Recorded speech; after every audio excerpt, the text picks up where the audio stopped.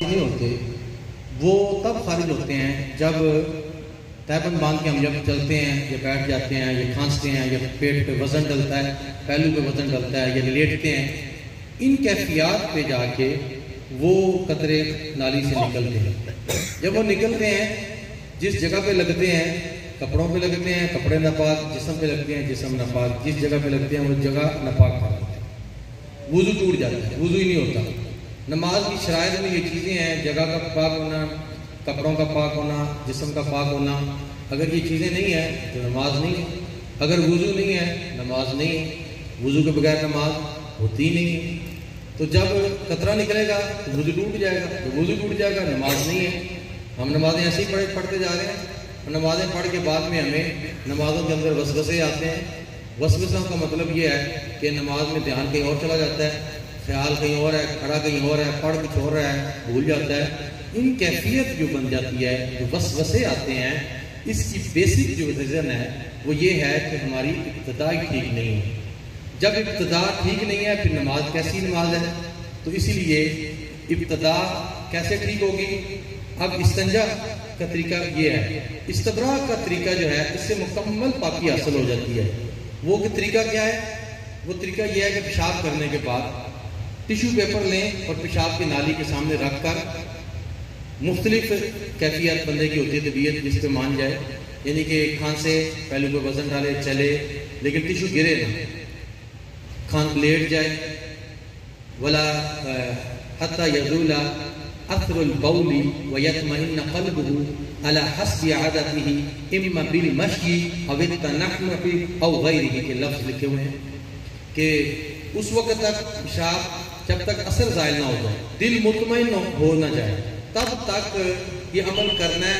اور اس عمل سے، جس عمل سے آپ کو دل مطمئن، یعنی کسی نے کھانسا ہے، اب اس کے بعد اس نے دیکھا ٹیشو پیپر میں قطرے نہیں آئیں گے اور اب مکمل طور پر خشک ہو چکے ہیں، کسی نے پہلو پہ وزن ڈال لیا ہے، کسی نے کوئی لیٹا ہے، کوئی چلا ہے، ٹیشو پیپر نہیں اترنا چاہیے، ورنہ وہ ٹیشو پیپر اترے گا تو وہ تو کپڑوں کو لگ جائے گا، کپڑا پھر اس جگہ سے ناپاک کر دے گا۔ تو جب تک یہ عمل آپ کو، ایک عمل کو یہ کیفیت، وہ اس کو آپ لے لیں اور آپ کو یہ لگتا ہے کہ میرا قطرہ نہیں آیا، اب وَيَطْمَئِنَّ قَلْبُ کے لفظ ہے کہ دل مطمئن ہو گیا ہے، آپ پانی کے ساتھ نالی کو دھو لیں۔ وَلَا يَجُوزُ لَهُ الشُّرُوعُ فِي الْوُضُوءِ حَتَّى يَطْمَئِنَّ بِزَوَالِ رَشْحِ الْبَوْلِ، اس وقت تک وضو کرنا جائز ہی نہیں ہے جب تک پیشاب کے چھینٹوں کا اثر جو ہے زائل نہ ہو جائے۔ اس میں قرآن مجید کی بھی آپ کے سامنے میں ریفرنس رکھتا ہوں۔ اللہ رب العزت فرماتے ہیں، بسم اللہ الرحمن الرحیم، سورۃ توبہ کی آیت نمبر 108 ہے، فیہ رجال یحبون ان یتطہروا واللہ یحب المطہرین، کہ مسجد قباء میں ایسے مرد ہیں جو خوب پاکیزگی حاصل کرتے ہیں، اللہ خوب پاکیزگی حاصل کرنے والوں کو پسند فرماتا ہے۔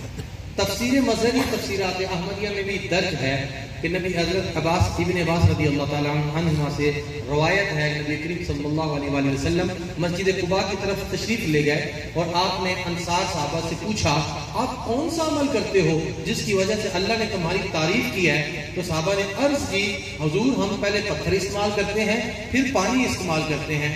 تو نبی کریم صلی اللہ علیہ وسلم نے مسئلہ ان کی بات سنتے ہی حضور نے فرمایا کہ اسی وجہ سے اللہ نے تمہاری تعریف کی ہے اور اس عمل کو اپنے اوپر لازم کر لو۔ یہ جو مسئلہ ہے استبراء، یہ صرف مردوں کے لیے لازم ہے، اور صاحب ہدایہ نے بھی اس کے بارے میں لکھا کہ یہ آیت ان لوگوں کے بارے میں نازل ہوئی ہے جو پہلے پتھر استعمال کرتے ہیں پھر پانی استعمال کرتے ہیں۔ دوستو یہ ایسا عمل ہے جس سے مکمل پاکیزگی حاصل ہوتی ہے، اور جب مکمل پاکیزگی حاصل ہوگی، آپ کی طہارت مکمل ہوگی تو نماز ہوگی، کیونکہ وضو ہی نہیں ہوگا تو نماز نہیں ہوگی۔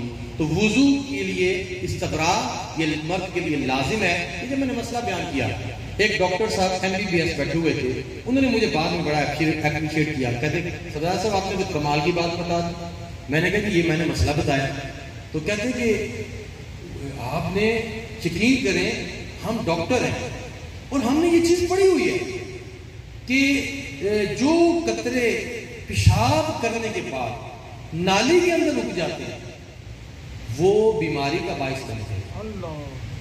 کہتے یہ چیز ہم نے پڑھی ہے، آپ سے سنی ہے۔ میں نے کہا ڈاکٹریٹ آپ کی جو تعلیم ہے ڈاکٹری، یہ پہلے ہے یا دین پہلے ہے؟ کہتے نہیں جی دین پہلے ہے۔ میں نے کہا دین پہ شریعت میں یہ چیزیں کب سے لکھی ہوئی ہیں؟ آئمہ اور مدرس جو ہے یہ بچوں کو پڑھاتے ہی نہیں ہے۔ ہمارے پاس جو علماء آتے ہیں کہتے ہیں جی ہم نے یہ مسئلے پڑھائے ہیں، عمل نہیں کیا نہ کروایا، تو یہ عمل ہمیں کدھر سے ملا؟ ایک ہمارے مفتی صاحب نے یہ بات کہی، انہوں نے کہا سرکار ایسی کتاباں جو پڑھا تھک گئے ہیں لیکن عمل نہیں کر سکے۔ سرکار نے کہا پھر ہون کی ہویا؟ کہنے جی عمل آیا